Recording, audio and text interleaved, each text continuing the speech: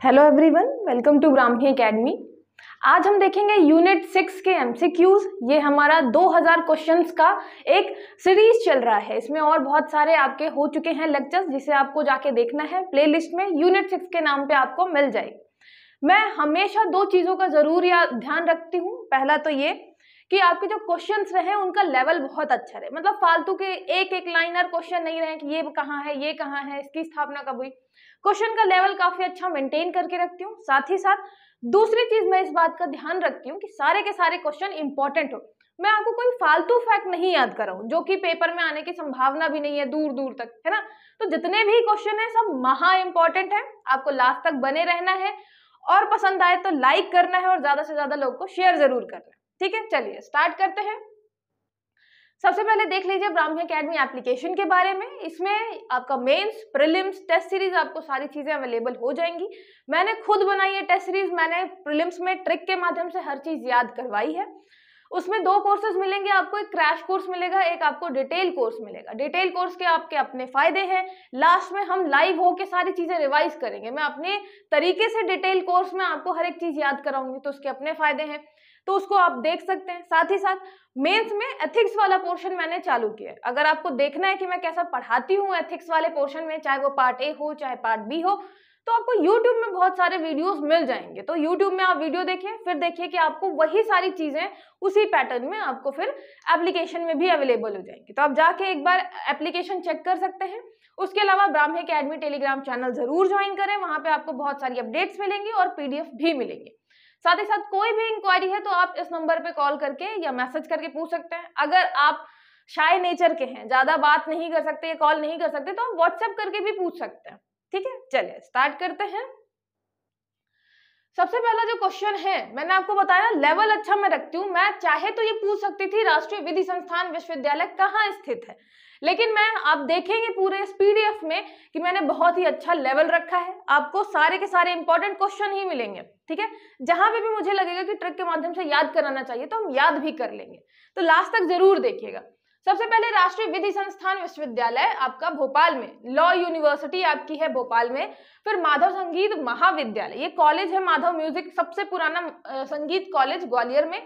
फिर भारतीय विज्ञान शिक्षा एवं अनुसंधान संस्थान Indore, Indian institute of science education and research Indore में। फिर रानी दुर्गावती विश्वविद्यालय जबलपुर, रानी दुर्गावती यूनिवर्सिटी जबलपुर। इसमें हमें बताना है कौन सा सही सुमेलित नहीं है, नॉट करेक्टली मैच्ड। तो ये है आपका, याद रखिएगा, भारतीय विज्ञान शिक्षा और अनुसंधान संस्थान, Indian institute of science education and research, जो आपका IISER है, ये कहाँ मिलेगा? ये आपको भोपाल में मिलेगा। याद रखिएगा, हम साइंस में साइंस एजुकेशन और रिसर्च तीनों को एक साथ लेकर चल रहे हैं। कहाँ? भोपाल में। तो हमारे भोपाल में साइंस एजुकेशन और रिसर्च को हम एक साथ लेकर चल रहे हैं। या आप शॉर्ट फॉर्म से भी याद कर सकते हैं कि IISER का कहाँ मिलेगा? आपको भोपाल में मिलेगा। ठीक है, इसके अलावा दुर्गावती यूनिवर्सिटी जबलपुर में, विधि जो लॉ से रिलेटेड यूनिवर्सिटी है वो भी भोपाल में। तो हम भोपाल में, चाहे यहाँ पे कोई हमने बना रखा हो न्याय से रिलेटेड, मतलब आपका कोर्ट वगैरह चाहे नहीं, लेकिन हमने यहाँ पे संस्थान यूनिवर्सिटी जरूर बना रखी है लॉ की। तो याद रखिएगा, भोपाल में हम लॉ की पढ़ाई करवा रहे हैं, विधि की। उसके अलावा संगीत, ये आपका पुराना बहुत, मतलब संगीत विश्वविद्यालय सबसे पुराना माधव संगीत विश्वविद्यालय कहाँ मिलेगा? ग्वालियर में। वैसे भी संगीत के नाम पे आपको ग्वालियर घराना वगैरह याद आएगा, तो ग्वालियर घराना संगीत, तो माधव संगीत विश्वविद्यालय भी कहाँ होगा? आपके ग्वालियर में होगा। ठीक है, और ये IISER ये आपको मिलेगा भोपाल में। दुर्गावती ये आपको याद है ही। ठीक है, मैं जैसे ही क्वेश्चन कर रहा हूं तो आप पॉज करके उसको पहले आंसर करने की कोशिश करिएगा, क्योंकि क्वेश्चंस काफी अच्छे हैं, तो आपको भी पता चलेगा कि आपसे वो सारी चीजें आ रही हैं कि नहीं आ रही है। फिर मध्य प्रदेश राजकीय धन्वंतरी आयुर्वेद कॉलेज कहाँ स्थित है? Where is the Madhya Pradesh government Dhanvantari Ayurved college located? अच्छा, ये सारी चीजें आपके शिक्षा वाले पोर्शन से हैं कि मध्य प्रदेश में शिक्षा का कितना डेवलपमेंट हो चुका है, कितना हो रहा है, करंट सिचुएशन क्या है, तो वहां से ये ऐसे क्वेश्चन आपके आ सकते हैं। तो धन्वंतरी आयुर्वेद कॉलेज, क्योंकि आप बेसिक तो जानते हैं कहाँ कॉलेज है आपका, कौन सा धन्वंतरी, याद रखिएगा ये कहाँ पे मिलेगा? ये आपको मिलेगा उज्जैन में। ठीक है, हमारे जो धन्वंतरी जी थे कहाँ के थे? उज्जैन के थे। ठीक है, या ऐसा भी मान सकते हैं कि हमारे जो धन्वंतरी जी थे वो जैन लोगों को काफी ज्यादा सपोर्ट करते थे, क्योंकि हम उज्जैन का क्या बनाते हैं, जैन बनाते हैं, जैन गुरु बनाते हैं, जो भी आप चाहें। तो धन्वंतरी जी जो हमारे थे वो जैन गुरुओं को काफी सपोर्ट करते थे, है ना, मानते थे काफी। तो इसलिए आप धन्वंतरी का कहां से रिलेट करेंगे, और धन्वंतरी जी जो है आपके किससे रिलेटेड होंगे, आयुर्वेद से रिलेटेड होंगे। ये भी आपको पता है कि मतलब हम और किसी शिक्षा, मतलब ये धन्वंतरी जी हैं तो चिकित्सा से रिलेटेड है, चिकित्सा में भी वो किससे रिलेटेड होंगे, आयुर्वेद से रिलेटेड होंगे। ठीक है, तो ये रहा आपका धन्वंतरी आयुर्वेद, उसमें कहां से रिलेट हो गया, आपके उज्जैन से। ठीक है, फिर आता है आयुष्मान भारत निरामय मध्य प्रदेश योजना की शुरुआत 2018 में की गई थी। आयुष्मान भारत निरामय Madhya Pradesh scheme was launched in 2018। इस योजना को लागू करने के लिए दीनदयाल स्वास्थ्य सुरक्षा परिषद का गठन किया गया है। Deendayal health protection council has been formed to implement this scheme. अब बताना है आपको इसमें से सत्य कथन कौन सा है। तो आपको आयुष्मान भारत की तो याद ही है। अगर हम आयुष्मान भारत स्कीम की ईयर की बात करें, वो मध्य प्रदेश में भी निरामय स्कीम से चालू हुई है। कब हुई है, 2018 में। तो पहला तो बिल्कुल सही है। ठीक है, जब हम 18 साल के हो गए तब हमने बोला कि आपका आयुष्मान कार्ड बन सकता है। तो 18 साल के पहुंचने के बाद आयुष्मान हमने कार्ड बनवा लिया। अच्छा, ये मैं रिलेट करने के लिए बता रही हूँ। ठीक है, तो आयुष्मान कार्ड बना जब आप 18 साल के हो गए, तो ये हो गया आपका 2018। और इस योजना को लागू करने के लिए ये आपकी एक परिषद बनाई गई। तो ये सही है क्या, तो ये बिल्कुल सही है। आयुष्मान योजना, निरामय योजना मध्य प्रदेश में लागू करने के लिए एक आपकी दीनदयाल स्वास्थ्य सुरक्षा परिषद बनाई गई, दीनदयाल हेल्थ प्रोटेक्शन काउंसिल। इस परिषद का काम क्या था, आपको भी पता है। कोई चीज अगर बहुत अच्छे से इंप्लीमेंट करनी हो तो हम क्या बना देते हैं, या तो एक डिपार्टमेंट बना देते हैं, या तो कोई अथॉरिटी बना देते हैं, या कोई काउंसिल बना देते हैं छोटी सी, कि वो ध्यान देखेगी, मॉनिटर करती रहेगी कैसी चल रही है योजना, लाभ कितने लोगों को मिल रहा है। तो हमने इसके लिए आयुष्मान भारत निरामय मध्य प्रदेश योजना के लिए दीनदयाल स्वास्थ्य सुरक्षा परिषद, याद रखिएगा, परिषद बनाई थी दीनदयाल जी के नाम पे। आपको बीच में नहीं भी याद रहे तो कोई मतलब नहीं है। दीनदयाल जी के नाम पे हमने क्या बनाई है, एक परिषद बनाई है, एक काउंसिल बनाई है, आयुष्मान निरामय मध्य प्रदेश। ये आयुष्मान मध्य प्रदेश के लिए हमने बनाई है। सत्य कथन बताना है तो 1 और 2 आपके दोनों सही हैं। ठीक है, तो ये आपके 1 और 2 दोनों सही हैं। चलिए नेक्स्ट देखते हैं। अब यहीं पे आपको एक चीज जरूर है कि आयुष्मान वाला याद रहा होगा, लेकिन ये दीनदयाल जो हमने स्वास्थ्य सुरक्षा काउंसिल बनाई है, परिषद बनाई है, ये नहीं पता रहा होगा। तो ये आपका इंपॉर्टेंट हो गया। फिर आपका ये मध्य प्रदेश में हब और स्पोक जो हमें मॉडल है वो किस क्षेत्र से संबंधित है। ये आपके अभी 2023 में मेंस में भी क्वेश्चन आया था। ठीक है, hub and spoke model Madhya Pradesh का। तो मतलब आप समझ रहे हैं कितना इंपॉर्टेंट है ये आपका हब एंड स्पोक मॉडल। तो मध्य प्रदेश में हब और स्पोक मॉडल किस क्षेत्र में अपनाया गया है, in which sector hub and spoke model has been adopted in Madhya Pradesh. आपको बताना है शिक्षा सुविधा से संबंधित है, लैब जांच सुरक्षा से संबंधित है, आवासीय विश्वविद्यालय से संबंधित है, या गंभीर बीमारियों के इलाज से संबंधित है। तो याद रखना है आपको, ये हब एंड स्पोक का क्या होता है, मतलब बीच में हम एक क्या बना देते हैं, हब बना देते हैं, और ये अलग अलग आपके क्या है, स्पोक है। मतलब यहाँ पे एक आपका सेंटर बना होता है और आसपास के जो छोटे छोटे सब सेंटर होते हैं वो उससे कनेक्टेड होते हैं। ये किसमें हम मतलब कर रहे हैं लागू, ये हम कर रहे हैं लैब जांच सुविधा से संबंधित। इसका क्या मतलब हुआ, जब जैसे आप मान लीजिए प्राथमिक उपचार केंद्र जाते हैं, ठीक है, प्राइमरी हेल्थ केयर जो आप सेंटर जाते हैं जिसको प्राथमिक उपचार केंद्र बोलते हैं। ठीक है, आपके आसपास होते हैं प्राथमिक उपचार केंद्र। तो मतलब छोटे छोटे गांव में, छोटे छोटे टाउन्स में आपको प्राथमिक उपचार केंद्र मिलेंगे। वहां आप गए दिखाने, तो मान लीजिए यहाँ पे कोई आपको जांच लिख दिया कि आपको ये जांच करनी है। उस जांच के लिए क्या होता है, फिर ये बोल देते हैं कि हमारे यहाँ ये मशीनरी है नहीं, तो ऐसा करिए आप जिला जो है हॉस्पिटल वहां चली जाइए। कोई भी मान लीजिए जांच लिखते हैं, जांच के लिए फिर बोलेंगे कि आप नियरेस्ट जो भी हॉस्पिटल है, जिला हॉस्पिटल है, वहां चली जाइए। तो मतलब ये जांच के लिए फिर कहाँ रेफर करते हैं, या तो कोई सामुदायिक आपका जो रहता है सामुदायिक स्वास्थ्य केंद्र, सामुदायिक स्वास्थ्य केंद्र जो रहता है जिसको कम्युनिटी हेल्थ सेंटर बोलते हैं, या आपका जो जिला हॉस्पिटल रहता है, डिस्ट्रिक्ट हॉस्पिटल, जिला आपका अस्पताल, जहां पे ये रहता है कि आपको बहुत सारी मशीनरी मिल जाएगी, तो वहां आपकी जांच हो जाएगी, है ना, लैब जांच जो भी आपको मान लीजिए किसी भी बीमारी से रिलेटेड आपको कोई टेस्ट करना है तो वो हो जाएगा।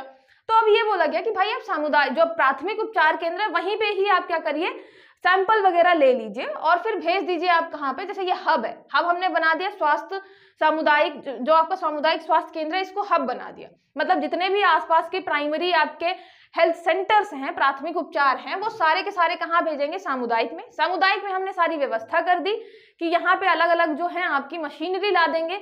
मशीनरी इस चीज के लिए भी हमने क्या किया, प्राइवेट सेक्टर को इन्वॉल्व कर दे कि आप मशीनरी वगैरह खरीद के यहाँ पे रख दो, तो यहाँ पे हम मशीनरी वगैरह रख देंगे, यहाँ चेक होगा और फिर वापस भेज देंगे कहाँ पे, ये प्राथमिक उपचार केंद्र में। तो आपको जांच के लिए, मतलब किसी भी टेस्ट के लिए अलग अलग जगह पे घूमना नहीं पड़ेगा, आपकी रिपोर्ट घूमेगी कि हाँ इसका ये रिपोर्ट निकला, इसका ये रिपोर्ट मिला है। तो ये आपका है हब एंड स्पोक मॉडल। ये एक मॉडल होता है जो आप किसी भी चीज के लिए अप्लाई कर सकते हैं। बीच में सेंटर बनाया और आसपास बहुत सारे आपके सब सेंटर बना दिए। तो यहाँ पे हमने CHC जो आपका कम्युनिटी हेल्थ सेंटर है वो बीच में आ गया, और जो आपके प्राइमरी हेल्थ सेंटर है ये आपके क्या हो गया, आसपास हो गए, ठीक है, ये कनेक्टेड हो गए। याद रखिएगा, इंपॉर्टेंट है। मध्य प्रदेश में हमने आपके स्वास्थ्य वाले जो सेक्शन है उससे इसको क्या किया है, हमने रिलेट किया है। तो लैब हमने जांच से अटैच किया है किसको, हब एंड स्पोक मॉडल को, ठीक है। तो याद रखिएगा, और अलग अलग राज्यों ने अलग अलग सेक्टर में किया है। ये मध्य प्रदेश का मैं बता रही हूँ कि स्वास्थ्य जो सुविधाएं हैं उसको प्रदान करने के लिए हब और स्पोक मॉडल हमने अपनाया है। अलग अलग क्षेत्रों ने अलग अलग चीजों के लिए अपना रखा है, ठीक है। और मॉडल तो आप समझ गए, बीच में हब है और आसपास स्पोक्स हैं उसके। फिर भारत में जैविक कृषि का सबसे बड़ा रकबा, जो ये रकबा है मतलब जो एरिया है, किस राज्य में स्थित है, in which state is the largest area of organic agriculture located, ठीक है, इन इंडिया। तो यहाँ पे बताना है आपको ऑर्गेनिक एग्रीकल्चर में सबसे ज्यादा एरिया जो है कौन सा राज्य कवर करता है। तो याद रखिएगा ये है हमारा मध्य प्रदेश। मध्य प्रदेश में अभी सबसे ज्यादा जो एरिया है वो ऑर्गेनिक एग्रीकल्चर के अंतर्गत आता है।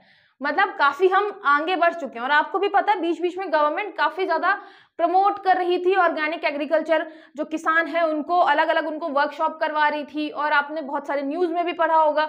तो इस वजह से क्या हुआ है, हमारे यहाँ ऑर्गेनिक एग्रीकल्चर का क्या हुआ है, हमारे यहाँ एरिया काफी ज्यादा बढ़ गया। तो भारत में सबसे ज्यादा अगर ऑर्गेनिक एग्रीकल्चर में देखें कि एरिया किसका है, रकबा किसका है, तो ये किसका है, आपके मध्य प्रदेश का है, ठीक है।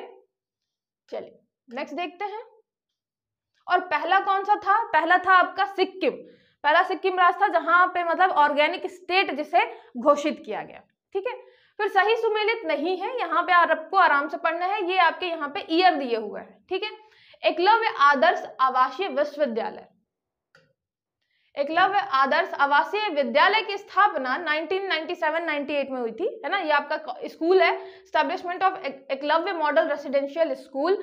फिर मध्य प्रदेश पाठ्य पुस्तक निगम की स्थापना 1968, establishment of Madhya Pradesh text book corporation, ये आपका 1968 में हुआ है। फिर मध्य प्रदेश उच्च शिक्षा अनुदान की स्थापना 1973, establishment of Madhya Pradesh higher education grant 1973 में। उसके अलावा मध्य प्रदेश CM राइज योजना, इसकी शुरुआत 2022 में हुई है। तो ये हो गया आपका launch of Madhya Pradesh CM rise scheme 2022।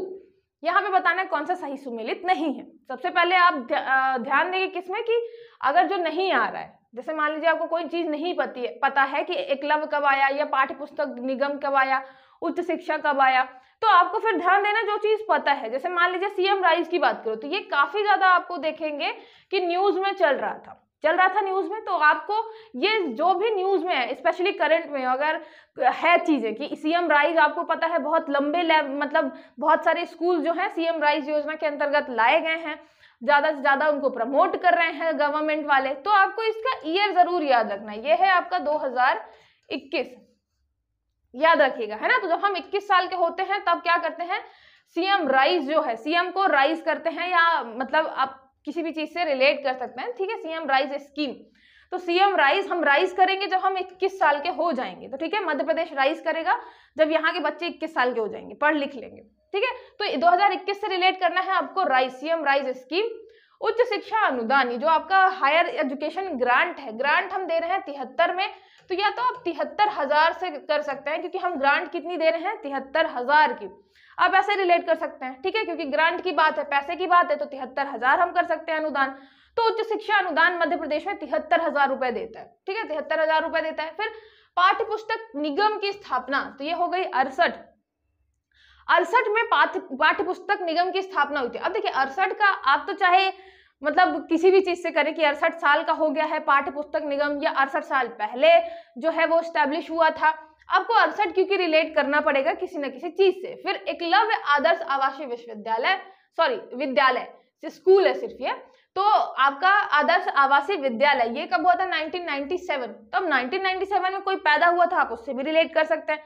या 97 आप कर सकते हैं कि जो एकलव्य आदर्श आवासीय विद्यालय है वो 97 से भी ज्यादा है, ठीक है।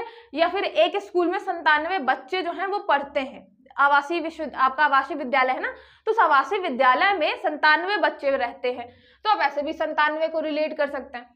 तो ये जरूर रिलेट करके पढ़िएगा, क्योंकि ईयर जो है सबसे ज्यादा जो दिमाग से स्किप होती है वो है ईयर। कोई कितना भी ओवर कॉन्फिडेंस दिखाए कि मुझे सारे ईयर याद हैं, बस आप 1 महीने तक रिवीजन मत करिए उनका, फिर आपको अच्छे से पता चल जाएगा आपको कितना याद है। क्योंकि इसमें क्या है, आप इमेज अटैच नहीं कर पाते, तो इसलिए बहुत लंबे टाइम तक याद नहीं रहती। सबसे पहले राइज, हम राइज कब करेंगे? जब हम 21 साल के हो जाएंगे। उसके बाद 73,000 का हम क्या देते हैं? अनुदान देते हैं, शिक्षा अनुदान। फिर पाठ्य पुस्तक निगम, ये 68 साल में हमने पाठ्य पुस्तक निगम की स्थापना करी थी। फिर ये आपका जो आवासीय विद्यालय है, आवासीय विद्यालय में 97 लोग एक साथ रहते हैं, ठीक है, आप ऐसे रिलेट कर सकते हैं। फिर आता है यहाँ पे पुष्प उत्पादन में मध्य प्रदेश का देश में 4था स्थान है, ठीक है। पुष्प उत्पादन में Madhya Pradesh rank 4th in the country in flower production. फिर मसाला उत्पादन में मध्य प्रदेश का देश में 4था स्थान है। Madhya Pradesh rank 4th in the country in spice production. तो मसाला उत्पादन और पुष्प उत्पादन में बता रहे हैं, इसमें भी 4था है और इसमें भी 4था है। अब आपको बताना है सत्य कथन, कि दोनों सत्य हैं कि कोई एक सत्य है।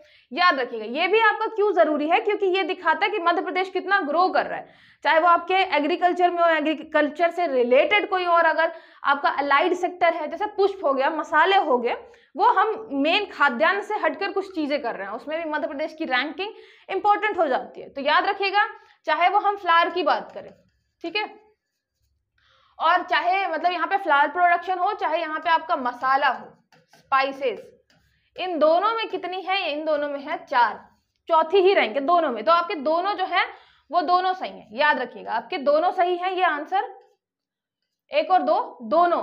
फूलों के उत्पादन में भी 4था है, तो हम फूल किसको देते हैं? 4 मतलब आपका हो गया, 4 मतलब यार, ठीक है। तो हम जब यार से मिलने जाते हैं तो फूल लेकर जाते हैं, और यारों के साथ जाते हैं तब मसाले वाली चीज जरूर खाते हैं।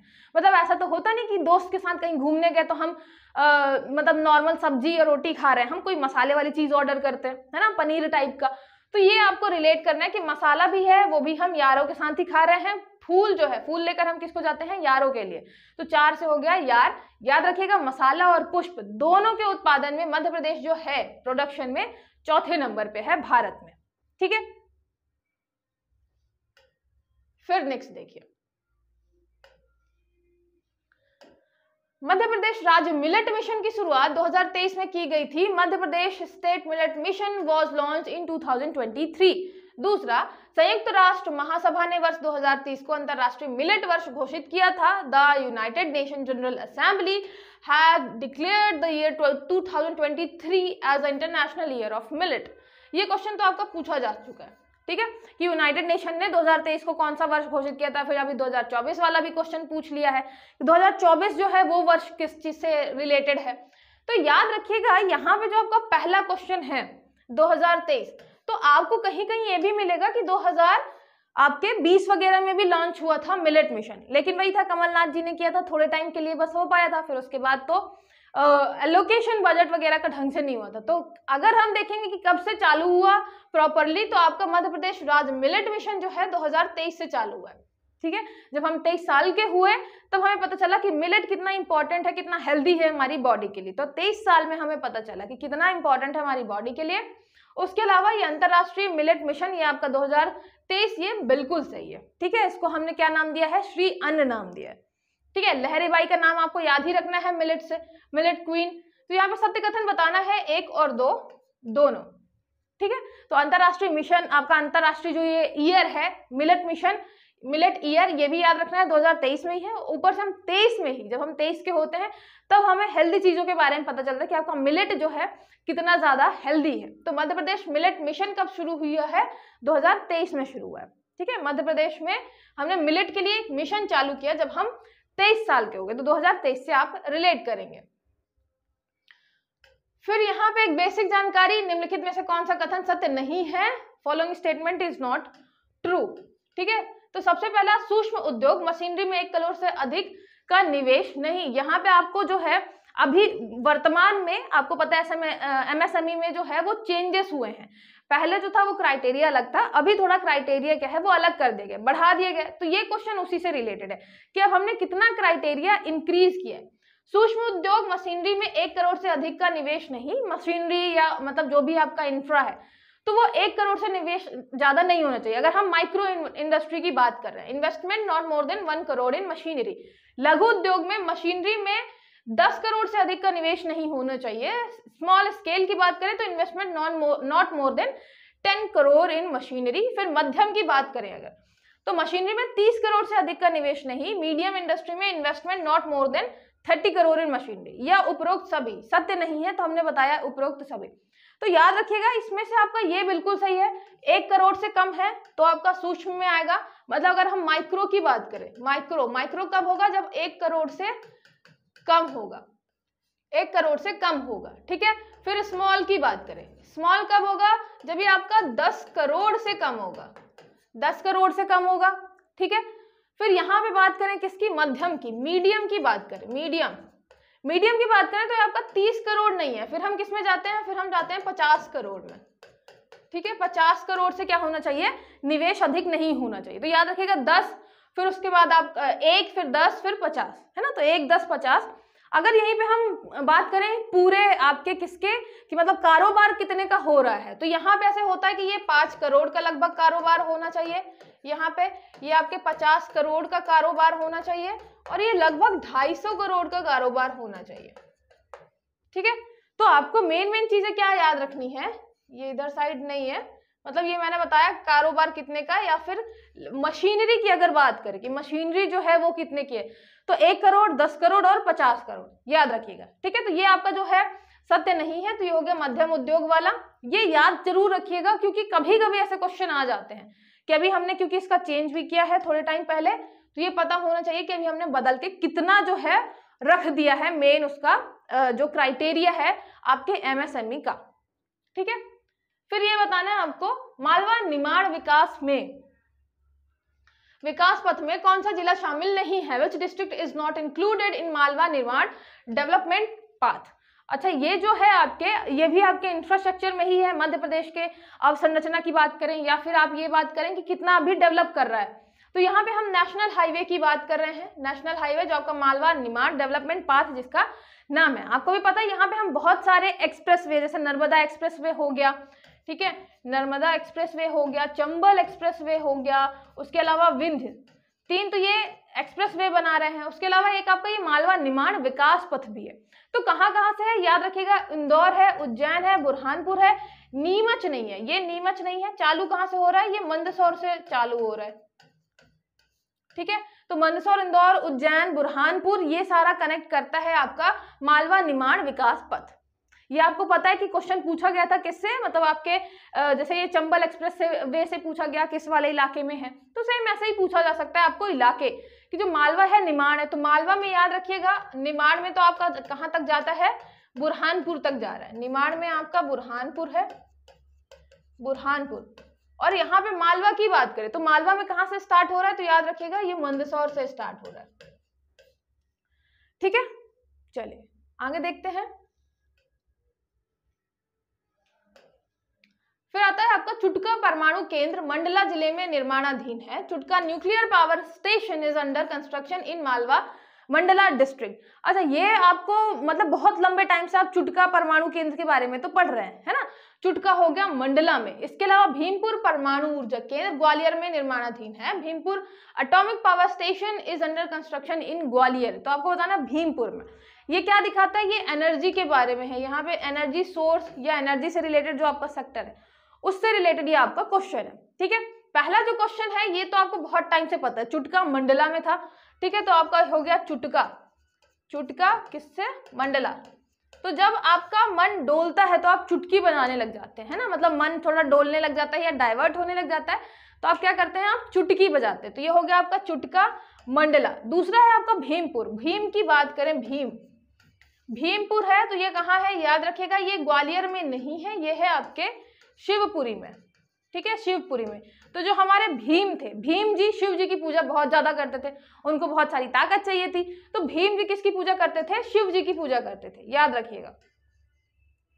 तो ये हो गया आपका शिवपुरी, ये हो गया शिवपुरी। असत्य कथन बताना है तो ये हो गया आपका केवल 2, याद रखिएगा। 2 है हमारे यहाँ परमाणु ऊर्जा केंद्र, एक तो हो गया चुटका, चुटकी हम बजाते हैं जब हमारा मन डोलता है, मंडला। उसके अलावा यहाँ पे भीम की पूजा किसकी करते थे, यहाँ पे शंकर जी की पूजा करते थे, तो ये हो गया आपका शिवपुरी, है ना। शिवपुरी का हमेशा हम शंकर जी से बुला लेते हैं, तो ये हो गया शिवपुरी आपका भीमपुर। फिर नेक्स्ट देखिए, आत्मनिर्भर मध्य प्रदेश 2023 में पर्यावरणीय संवहनी विकास के लिए किस शहर को वाटर प्लस स्टेटस दिलाने का लक्ष्य रखा गया था। Which city was targeted to get water plus status for environmental sustainable development in self reliant Madhya Pradesh 2023। यहाँ पे हम सेल्फ रिलायंट मध्य प्रदेश की बात कर रहे हैं, और याद रखिएगा ये सेल्फ रिलायंट जो है आत्मनिर्भर मध्य प्रदेश, जब मैंने आपको पढ़ाया है, बहुत सारी चीजें डिटेल में पढ़ाई है, तब मैंने आपको यहाँ पे बताई है, क्योंकि मैंने डिटेल में आत्मनिर्भर मध्य प्रदेश आपका 2023 वाला जो रोड मैप था डिटेल में बताया। वहां पे मैंने बताया है आपको कि वाटर प्लस सिटी हम किसको बनाना चाहते हैं, हम बनाना चाहते हैं इंदौर को, और ये हमने अचीव कर लिया। ये भी याद रखिएगा कि ये वाटर प्लस सिटी बन चुकी है, वाटर प्लस सिटी। तो आत्मनिर्भर मध्य प्रदेश के अंतर्गत हमने टारगेट किया था और ये वाटर प्लस सिटी हमने बना भी लिया, टारगेट अचीव भी कर लिया इंदौर को। तो कहाँ हमने टारगेट किया था, इंदौर को। इंदौर में वाटर प्लस सिटी, जनसंख्या बढ़ रही है इंदौर की, आपको भी पता है, धीरे धीरे इंक्रीज हो रही है बहुत ज्यादा।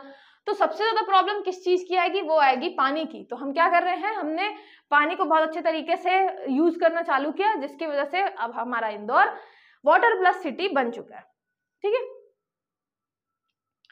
फिर बात करते हैं RESCO मॉडल किस क्षेत्र से संबंधित है। ये रेस्को मॉडल जो है वो किस क्षेत्र से संबंधित है। अभी मैंने आपको एक बताया था हब एंड स्पोक मॉडल, अब यहाँ पे रेस्को मॉडल है। याद रखिएगा इसका फुल फॉर्म जो है वो है रिन्यूएबल एनर्जी सर्विस, और CO फॉर हो गया आपका कंपनी। मतलब यहाँ पे आपको रिन्यूएबल एनर्जी की जो सर्विस देने वाली कंपनी है, ये है आपका रेस्को मॉडल। इसमें क्या होगा, इसमें जैसे मान लीजिए आपको अपने घर में रूफटॉप में सोलर पैनल लगवाना है, स्पेशली किसके लिए, ये रिन्यूएबल एनर्जी के लिए है ना। चाहे वो आपका सोलर पैनल हो, सोलर पैनल पे हम ज्यादा ध्यान दे रहे हैं, लेकिन सोलर के अलावा आपकी जैसे विंड एनर्जी भी हो गई, तो इन सारी चीजों पे भी हम ध्यान दे सकते हैं, ठीक है। तो इसके अंतर्गत रेस्को मॉडल के अंतर्गत आपका सोलर हो गया, विंड हो गया, इन एनर्जी पे हम काम करेंगे। मध्य प्रदेश में स्पेशली हम सोलर एनर्जी पे काम करेंगे। तो ये आपकी अक्षय ऊर्जा मतलब रिन्यूएबल एनर्जी से संबंधित है। होता क्या है इसमें, जैसे मान लीजिए किसी के घर है, किसी का औद्योगिक क्षेत्र जो भी है, वहां पे छत में हम क्या लगवाएं, हम सोलर प्लांट लगवा लें। सोलर प्लांट जो है वो कौन लगाएगा, ये कंपनी लगाएगी। रेस्को मॉडल के अंतर्गत एक कंपनी लगाएगी, आपको कोई भी इंस्टॉलेशन चार्ज वगैरह नहीं देना पड़ेगा। लेकिन जब आप उससे बिजली लेंगे तो आपको उसका जो भी टैरिफ उसने बोला होगा, मेंटेन किया होगा पहले से, वो आपको उसको पे करना होगा, ठीक है। तो ये ऐसा रहता है आपका रेस्को मॉडल। ये मॉडल हम प्रमोट कर रहे हैं कहाँ पे, मध्य प्रदेश में आपके renewable energy specially solar energy को इंक्रीज करने के लिए। रूफटॉप आपके जितने भी हैं, तो मतलब रूफटॉप सोलर एनर्जी को बढ़ावा देने के लिए रेस्को मॉडल है। याद रखिएगा रेस्को मॉडल आपके जो रूफटॉप सोलर एनर्जी है, सोलर एनर्जी उसको प्रमोट करने के लिए हम क्या कर रहे हैं, मध्य प्रदेश में ये मॉडल अपना रहे हैं, ठीक है। तो याद रखिएगा रेस्को मॉडल रिन्यूएबल एनर्जी से रिलेटेड है। वैसे भी उसका फुल फॉर्म अगर आपको याद रह गया थोड़ा सा भी तो आप समझ जाएंगे। फिर आता है डिंडोरी जिले में GI टैग में शामिल लौह हस्तशिल्प जो है वो किस जनजाति से संबंधित है। Iron handicraft included in GI tag from Dindori district belongs to which tribe, Baiga, Agaria, Khairwal, Halwa. अब देखिए यहाँ पे हम लौह हस्तशिल्प की बात कर रहे हैं।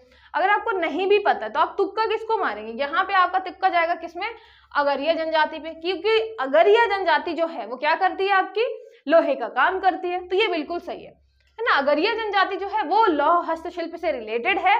लोहे में मतलब कलाकारी, बहुत सारी हस्तशिल्प हो गई, किससे है, कि कौन से जिले से है, डिंडोरी जिले से, याद रखिएगा, ठीक है, डिंडोरी जिले से है और हमारे मध्य प्रदेश में जीआई टैग में शामिल हो चुकी है।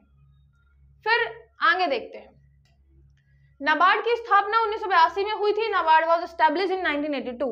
अच्छा, सिंपल क्वेश्चन अगर मुझे बनाने होते, कि मतलब मैं बस आपको नंबर ऑफ क्वेश्चंस दिखा दूं कि बहुत सारे हो गए हैं, तो उसके लिए मैं क्या करती, ये पूछती एक बार कि नाबार्ड की स्थापना किस वर्ष हुई है, फिर दोबारा क्वेश्चन पूछती कि इसकी स्थापना किस समिति की सिफारिश से हुई है। तो ऐसे ही मतलब हम देखेंगे कि ऐसे में हर क्वेश्चन में अगर करती तो आपके अभी तक 50 क्वेश्चन हो जाते हैं ऐसे ही, है ना।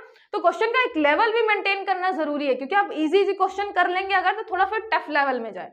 आपको ये अगर पता है कि ये 1982 में स्थापित हुई है, तो दूसरा अगर आपको नहीं पता तो आप एक क्वेश्चन सॉल्व नहीं कर पाएंगे, है ना। तो फिर यहाँ आपको याद रखना है, नाबार्ड की स्थापना 1982, दूसरा शिवरामन सिंह कमेटी की सिफारिश पर की गई थी। It was established on the recommendation of Sivaraman Singh committee. तो ये बिल्कुल सही है, ठीक है। शिवरामन सिंह कमेटी समिति 1982, 82 साल में जो आपके शिवरामन जी थे, शिवरामन सिंह जी जो थे 82 साल में, उन्होंने बोला कि नाबार्ड की स्थापना करो, है ना। नाबार्ड बैंक की स्थापना की गई 82 साल में, जब बोला शिवरामन जी ने। असत्य कथन बताना है तो इनमें से कोई नहीं, क्योंकि दोनों आपके सत्य है, ठीक है। तो ये हो गया आपका नाबार्ड की स्थापना, शिवरामन सिंह कमेटी। शिवरामन का आप शिव से भी याद कर सकते हैं। नाबार्ड की स्थापना के लिए 52 साल के शिव जी ने बोला था कि मतलब हमें नाबार्ड की स्थापना करनी है, ठीक है। फिर हो गया आपका विशेष आर्थिक क्षेत्र अधिनियम। याद रखिएगा, मैंने यहाँ पे क्वेश्चन अधिनियम का पूछा है, ये नहीं पूछा कि पहला आपका जो SEZ है वो कब एस्टैब्लिश किया गया। मैंने यहाँ पे बात करी है अधिनियम की, एक्ट की। विशेष आर्थिक क्षेत्र अधिनियम 2005 में आया था। The special economic zone act came into force in 2005 आया था। मतलब यहाँ पे फोर्स नहीं, यहाँ पे आपका ये फोर्स जो है लागू 2006 में हुआ था, ये आया था, मतलब ये 2005 में पास किया गया था, ठीक है। तो ये पास इन 2005। फिर विशेष आर्थिक क्षेत्र नीति की समीक्षा हेतु बाबा कल्याणी समिति का गठन किया गया था। Baba Kalyani committee was formed to review the special economic zone policy. उसके अलावा निर्यात को बढ़ाने हेतु विशेष आर्थिक क्षेत्र की स्थापना की गई है। Special economic zone have been established to increase export. आपको बताना है इसमें से सत्य कथन। पहला तो आपको लग रहा होगा, अभी मैंने बता ही दिया कि मैंने एक्ट की बात की है, मतलब 2005 बिल्कुल सही है। एक्ट जो पास हुआ था, याद रखिएगा, SEZ जो है एक्ट के अंतर्गत आता है। अधिनियम पास हुआ था 2005 में, ठीक है। यहाँ पे फिर उसकी समीक्षा के लिए हमने एक कमेटी बनाई थी, ये बाबा कल्याणी कमेटी। तो हमारे बाबा जी आए थे SEZ की क्या करने के लिए, समीक्षा करने के लिए। तो स्पेशल इकोनॉमिक जोन हमने जो बना दिया, उसकी समीक्षा के लिए हमने एक बाबा को भेजा था, ठीक है। उसके अलावा ये क्या करता है, निर्यात के लिए इंपॉर्टेंट है ना, निर्यात को बढ़ावा देने के लिए हमने SEZ बनाए हैं। तो आपके तीनों सही है, याद रखिएगा, उपरोक्त सभी आपके सही हो गए, ठीक है। ये तीनों आपके जो है SEZ से संबंधित फैक्ट बहुत इंपॉर्टेंट। 2005 में आपका एक्ट पास होता है, बाबा कल्याणी जो है वो उसके रिव्यू के लिए बनाए जाते हैं। उसके अलावा निर्यात के लिए आपका SEZ बनाया गया था। फिर भारत की महारत्न कंपनी में शामिल होने वाली कंपनी है, which company is to be included in the Maharatna company of India.